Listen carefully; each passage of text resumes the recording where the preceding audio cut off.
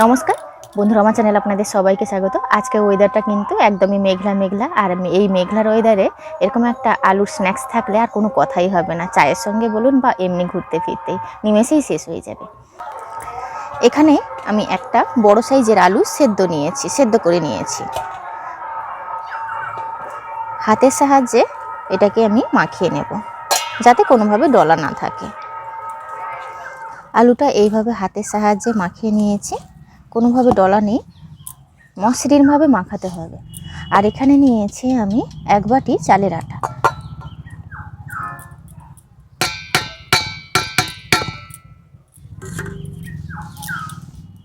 দিয়ে দিচ্ছি পরিমাণ মতন লবণ, 1 চামচ দিয়ে দিচ্ছি আদা কুচনো, এবার দিয়ে দিচ্ছি চিলি ফ্লেক্স, কুচনো ধনে পাতা, আর দিয়ে দিচ্ছি 1 টিস্পুন গোলমরিচের গুঁড়ো। একটা চটপটা ফ্লেভারের জন্য দিয়ে দিচ্ছি 1/2 টিস্পুন চাট মশলা। এবার সমস্ত উপকরণ খুব ভালোভাবে মিশিয়ে নেব।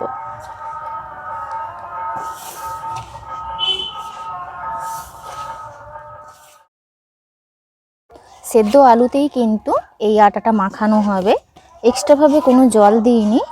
আর এরকম একটা টাইট ডো তৈরি করতে হবে, সফট ডো নয়, এটা টাইট ডো তৈরি হয়েছে। হাতে একটু তেল মাখিয়ে নিয়েছি। এবার ছোট ছোট করে আমি লেচি করে নেব, তারপর স্টিকের আকারে তৈরি করে নেব।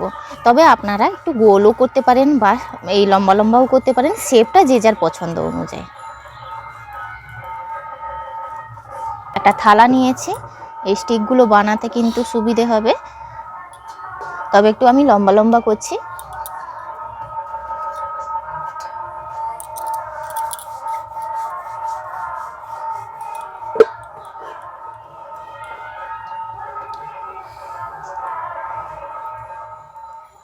তবে আপনাদেরকে বলে দিই, এখানে আমি যে চালের আটা ব্যবহার করলাম, আপনারাও চেষ্টা করবেন চালের আটা ব্যবহার করার।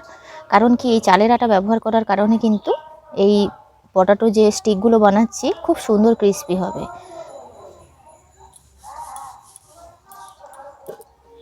এইভাবে লম্বা করে নিয়েছি, দু সাইডে একটু সমান করে কেটে দেব।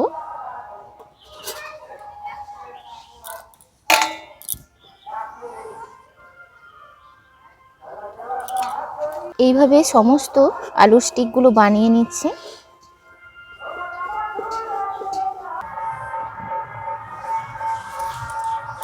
তবে একটু লম্বা লম্বা স্টিক বানিয়েছি, তার জন্য একটা ফ্রাইং প্যান বসিয়ে দিয়েছি। অবশ্যই একটু ছোট ছোট বানালে কড়াইতে ভাজতে পারবেন। দিয়ে দিচ্ছি তেল। যে কটা স্টিক বানিয়েছি দিয়ে দেব।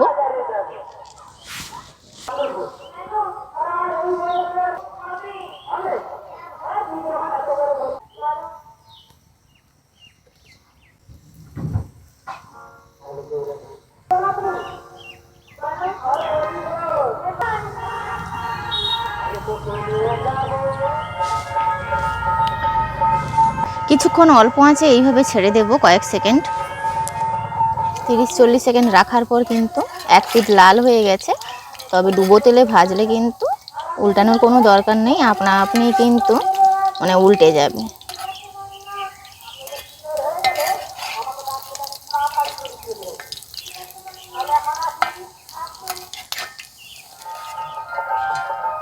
এগুলো কিন্তু এইভাবে অল্প আঁচে জালটা মিডিয়ামে রেখে কিন্তু ভেজে নিয়েছি। এবার তুলে নেব।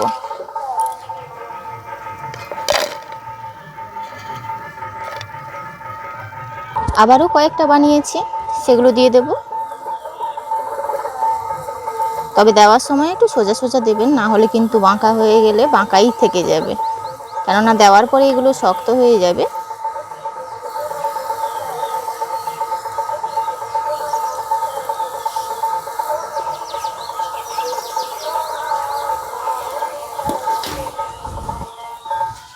এইভাবে সবগুলো ভেজে নেব, তারপর আপনাদেরকে দেখাচ্ছি।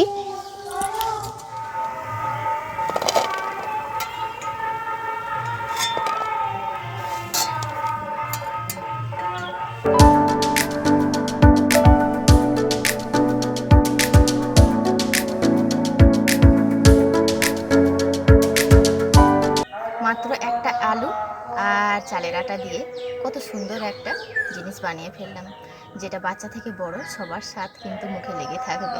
চলুন কতটা ক্রিস্পি হয়েছে আপনাদেরকে দেখ। প্রত্যেকটা পটাটো স্টিক কিন্তু খুব সুন্দর ক্রিস্পি।